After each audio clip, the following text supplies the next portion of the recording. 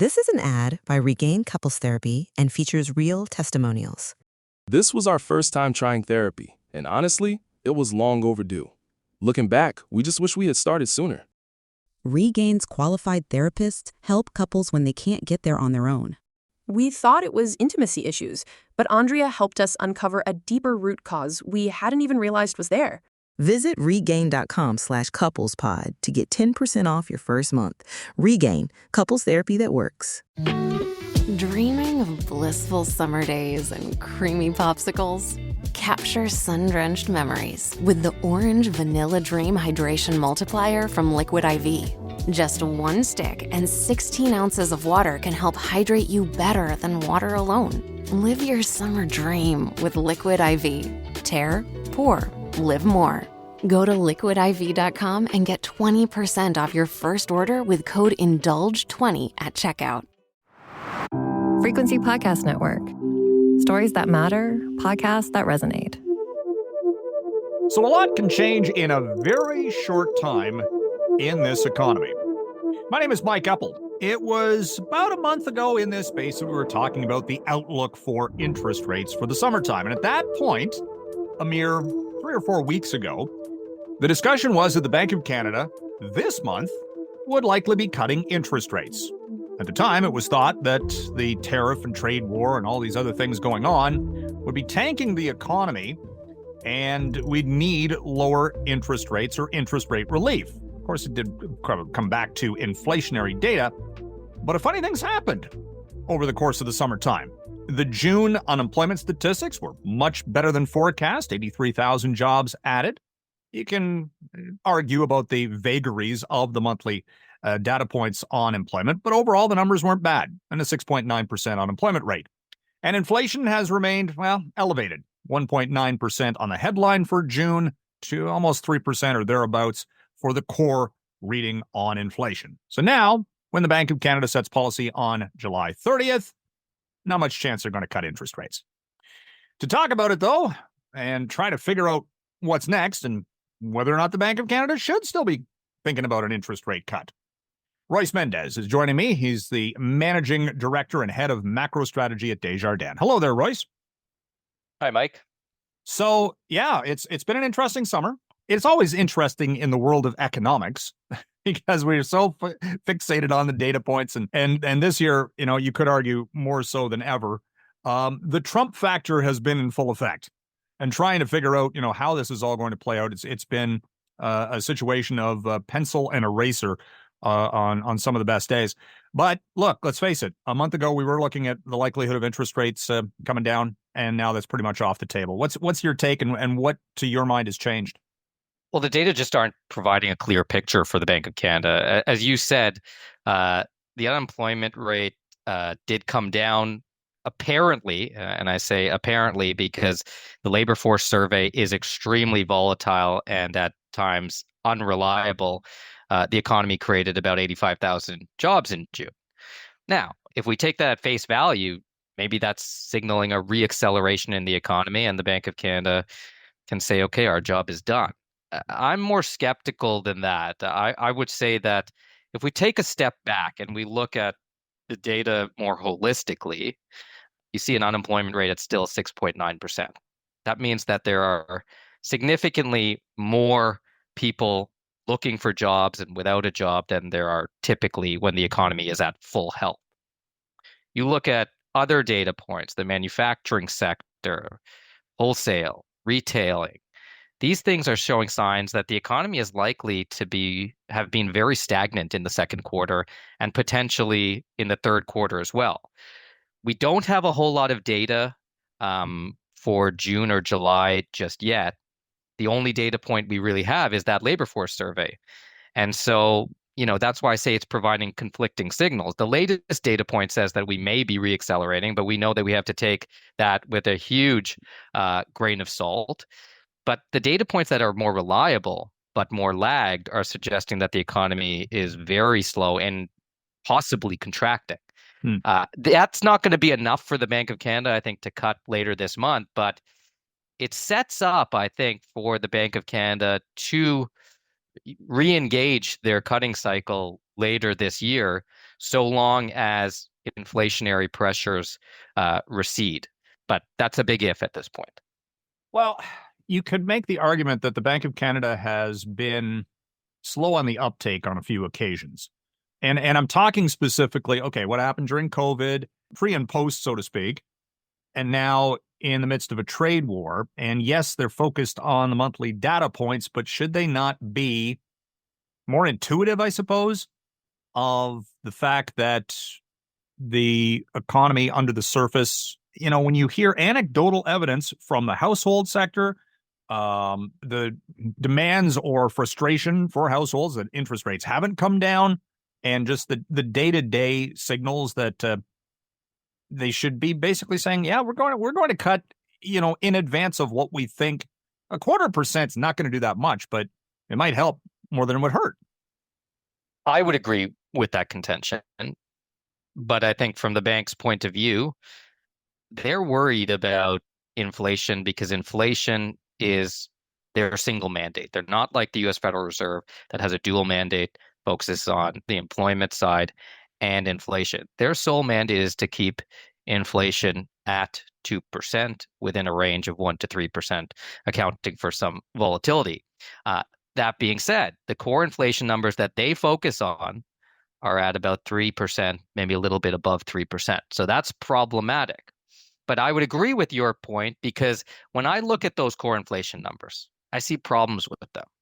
There were one big spike in April that is causing them to remain elevated. And that April number to me looks like a real outlier driven by a bunch of one-time factors.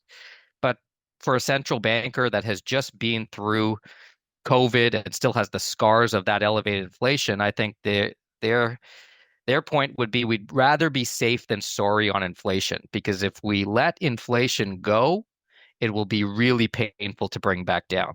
I'm willing to be a little bit more forward looking. I would say that if I look at tariffs, yes, they might increase prices a little bit more this summer, but they'll really be one-time price level shifts higher, and they won't turn into sustainable inflation, particularly because the unemployment rate is elevated. The economy is underperforming its potential. There's not a lot of room for households or businesses, for that matter, to absorb a lot more price or cost increases. This is not like COVID, when people had a lot of cash in their bank accounts. Even businesses were holding elevated levels of cash at that time. It's a very different environment. But the bank's not willing to make that leap of faith right now. But I do think, as I said, as we get through the year, I think they'll get more comfortable with that idea. Yeah, but at the same time, I mean, keeping interest rates higher to slow consumer spending is one thing. The inflation isn't exactly being caused by a strong consumer segment, is it? Like, that's the counter argument. It's like they're dealing with something, again, this black swan event, whatever you want to call it, but something that they haven't dealt with in the past, and using metrics based on supply and demand might not really work in this case. I'd agree with you, and I'll put it in this way, in a way that, in an example that they've been really inconsistent. So they're looking at the core inflation numbers, but you actually cited the headline inflation number, which is a little bit below the 2% target. Why is it below? Because of the elimination of the carbon tax. Well, that's a one-time price level shift lower, but the bank is saying we're going to look through that. But to your point, tariffs, in theory, should be one-time price level shifts higher. So why shouldn't we look through that as well? So they're picking and choosing a little bit what they want to be worried about and what they want to give more weight to. And, in my opinion, I think you may want to give tariffs a little bit more weight, but not that much. And now we've been having a headline inflation rate below 2% for a few months now. I think, you and I sitting here in Toronto, we definitely feel that discount at the gas station when we go to fill up from the removal of the carbon tax. I think that is, for us, lower inflation than would have otherwise been the case. Why aren't they taking that into account as much as the tariffs? I don't know. Yeah. They are. Yeah, go ahead. I think they're just worried about what happened during COVID, and it may be a case, if we look at this a few years from now, of the Bank of Canada fighting the last war rather than looking ahead and seeing what's coming down the pike. This is an ad by Regain Couples Therapy. Let's be honest. Loving your partner doesn't mean you always like them, and guess what? That's normal. Regain, powered by BetterHelp, offers couples therapy that's flexible, affordable, and 100% online.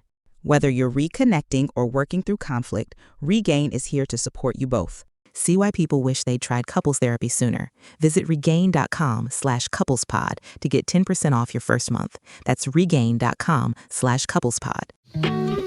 Remember those endless summer days that felt like they just last forever? Sun rays kiss your skin, grass tickles your toes as you bite into the creamy popsicle melting in your hand.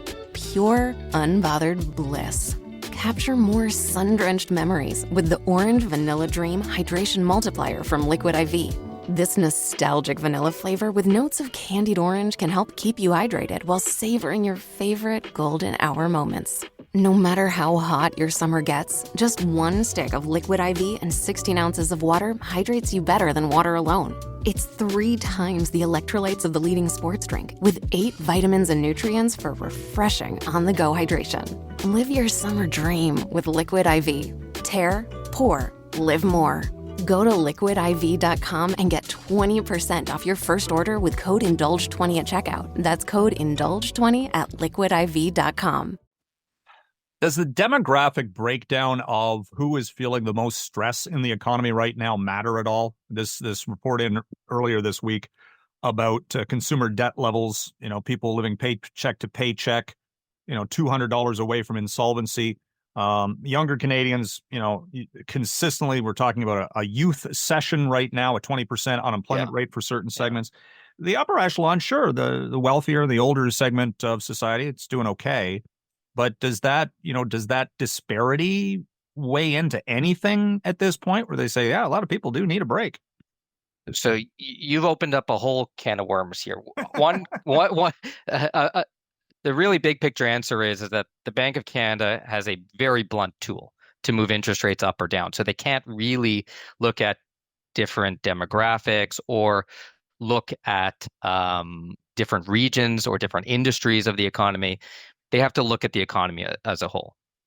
The numbers that you provide sound terrifying, but I am always skeptical of those sorts of surveys, because if you look back in time to times when the economy may have been better off, there is always a significant portion, like 50% of the population, that says that they are within $200 of, significant financial challenges or missing their debt payments. Why is that? Well, because people generally do. I mean, a big part of this country lives paycheck to paycheck. The key metric to watch is the unemployment rate. If the unemployment rate is higher than it needs to be or is rising, then those people will fall behind on the debt payments. If the unemployment rate is low, then those people won't, because they're still employed and they're not gonna have to draw down on whatever little savings they may have. They'll keep getting their paycheck. In this economy, there is 6.9% of the workforce that is looking for work. That is elevated. And in this economy, maybe we should pay attention a little bit more to those types of statistics that you're citing. Mm-hmm. And so, I am worried about the unemployment rate remaining this high for too long, where people start to get discouraged about finding work. One thing I will say is that right now there's not a lot of job separation. So people aren't being fired or let go in very large numbers. This is happening in some industries and some people, but in aggregate, it's not happening in a huge way. What is happening is that people who are looking for work are just not finding jobs. This could be that people who are slowly losing work as a result of being let go, or it could be, to your point, young people, students graduating from college, university, high school looking for work, new immigrants coming into the country looking for work. It is very hard for someone to find a job if they're looking. And I would say that I'm worried that some people will get discouraged. We saw this after the financial crisis in the U.S. You saw a lot of people become discouraged about the labor market, and it really scarred the economy in the U.S. for some time. I'm still wondering when, all of the headlines so far this summer, really, from the labor market You've got Ontario colleges, 10,000 jobs lost. The auto sector losing jobs and putting workers on furlough. The retail sector, and it raises questions. And I think there were some Spockian eyebrows raised when Stats Can put out that, jobs print for June at 83,000. Look, I don't know where you stand on this, but, there are some who think that we're already in a recession and the second half of this year is going to crater pending, of course, trade talks and a trade deal, maybe not August 1st. Yeah, I don't know about recession. I would say we're in a very stagnant economy. And given the fact that we, continue to grow the size of the population, albeit very slowly now relative to prior years, the productive capacity of the economy continues to grow. And so we are undershooting every month that productive capacity by more and more and more. And that should be putting downward pressure on inflation. And so when I talk about these core numbers that the Bank of Canada looks at, they are somewhat more technical and sophisticated than I think they need to be. The U.S. Federal Reserve doesn't use these types of core measures of inflation. They don't use a trimmed mean or a median to look at core inflation. They just use good old-fashioned ex-food and energy inflation. And some of these measures suggest different things. The bank is really focused on those core measures, but if we take signals from the economy itself, there shouldn't really be that many inflationary pressures right now. And if whatever is pushing it up is probably tariff related and one time, I think the Bank of Canada can begin to shift its gaze back to the economy a little bit later this year, assuming that that does prove to be true, that those price pressures from tariffs are one time. Yeah. Okay. So let's look forward to the end of this month, July 30th. They're going to set rates. Interestingly, the Fed's going to do the same on the same day.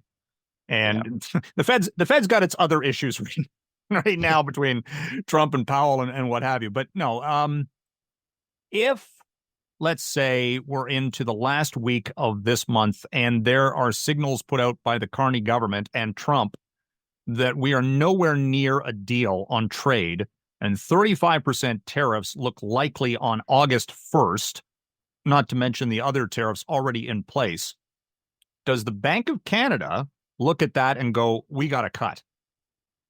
Whatever, regardless of what the last economic statistics show.